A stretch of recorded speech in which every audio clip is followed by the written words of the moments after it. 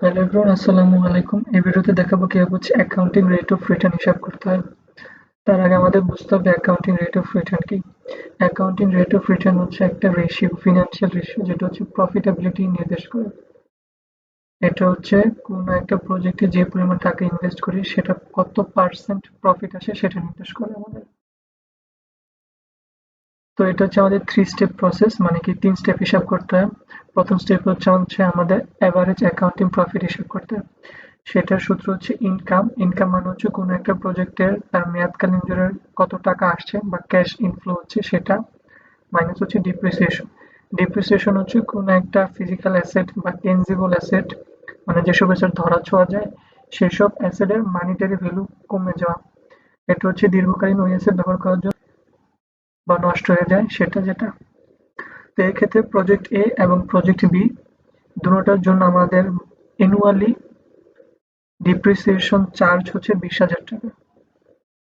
তো আমরা average accounting profit হিসাব করে ফেলি, ইজ ইকুয়াল টোটাল ইনকাম উভয় প্রজেক্ট থেকে আছে আমাদের 1,70,000। সেটা কি হবে, আমি যদি এই 45,000 থেকে 50,000 টাকা হিসাব করি, প্রজেক্টের জন্য আসবে আমাদের 1,70,000 টাকা, কারণ এইসব টাকা আমাদের ক্যাশ ইনফ্লো হচ্ছে।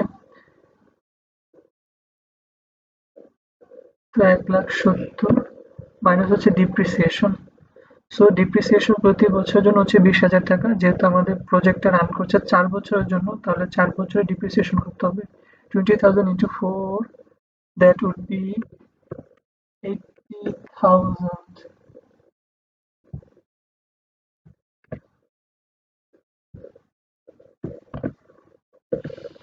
ভাগ 4।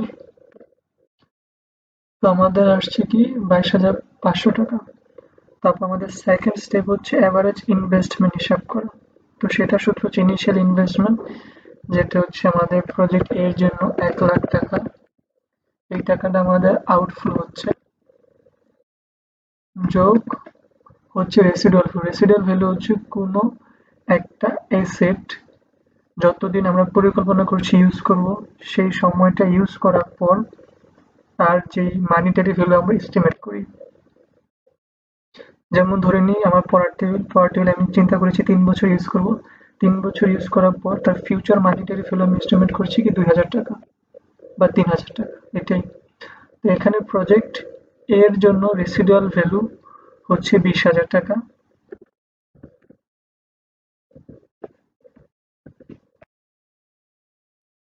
ভাগ 2।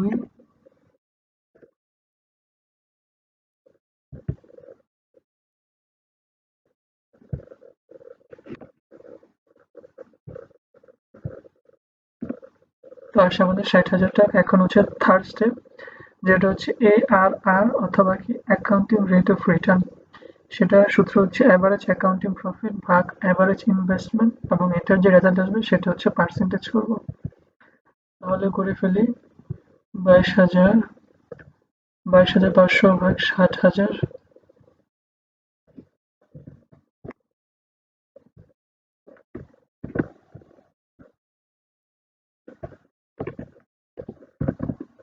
ইন্টু 100%।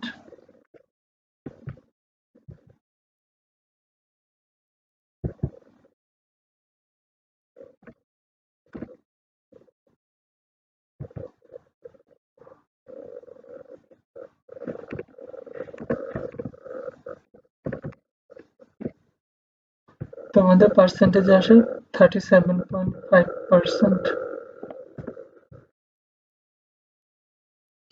তো এখন প্রজেক্ট বি এর জন্য হিসাব করি।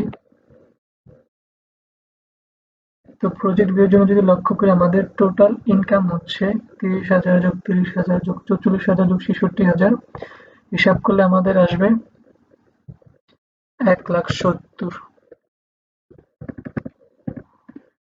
তারপর বিয়োগ ডিপ্রিসিয়েশন। প্রজেক্ট বি এর জন্য আমাদের অ্যানুয়ালি ডিপ্রিসিয়েশন 20,000 টাকা। যেহেতু প্রজেক্ট বি আমাদের 4 বছর ধরে রান করছে, তাহলে 4 বছরে আমাদের ডিপ্রিসিয়েশন টোটাল আসবে 80,000,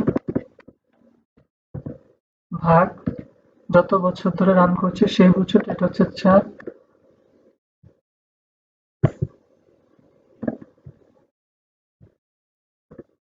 তাহলে আমাদের আসে 22,500 টাকা এবং প্রজেক্ট বি এর জন্য আমাদের ইনিশিয়াল ইনভেস্টমেন্ট হচ্ছে 1,00,000 যোগ রেসিডুয়াল ভ্যালু যেটা হচ্ছে আমাদের 20,000 টাকা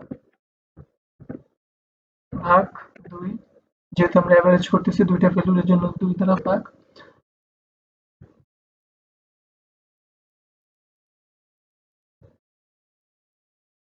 এখানে একটা জিরো কম পড়ে গিয়েছে। এখন কি আমরা স্টেপ 3 যেটা হচ্ছে ARR হিসাব করব, সেটা কি হবে 22,500 ভাগ হচ্ছে 60,000 এবং এটাকে আমরা পার্সেন্টেজে প্রকাশ করব, সো ইন্টু 100। তো আসছে আমাদের 37.5%। এখন কথা হচ্ছে প্রজেক্ট এ এবং প্রজেক্ট বি দুইটার মধ্যে আমরা কোনটা নিব। তো এখানে দেখা যাচ্ছে যে দুটোটার জন্য আমাদের ARR সমান আসছে। তো এই ক্ষেত্রে আমাদের যেটা দেখতে হবে, আমরা যেটা হচ্ছে প্রজেক্ট দুটো রান করার আগে আমরা তো একটা ARR হিসাব করে নিই। ধরে নিই যদি আমার এস্টিমেট ছিল যে 25%, এখন 25% থেকে তো দুটোটাই বেশি আসছে, তো এইভাবে হিসাব করতে হয়। আবার যদি এরকম হয় যে একটা কম একটা বেশি আসছে, তাহলে যেটা বেশি আসবে আমরা সেই ভ্যালুটা নিব। আর যখন আমাদের দুটোটা ভ্যালু কম আসে দুই প্রজেক্টের জন্য, সেখানে দেখতে হবে যে আমরা যে এস্টিমেট করে নিয়েছিলাম বা আগে একটা অনুমান করে নিয়েছিলাম যে ARR আমাদের এত লাগবে, মিনিমাম এত লাগবে, সেটা থেকে বেশি আসছে কিনা।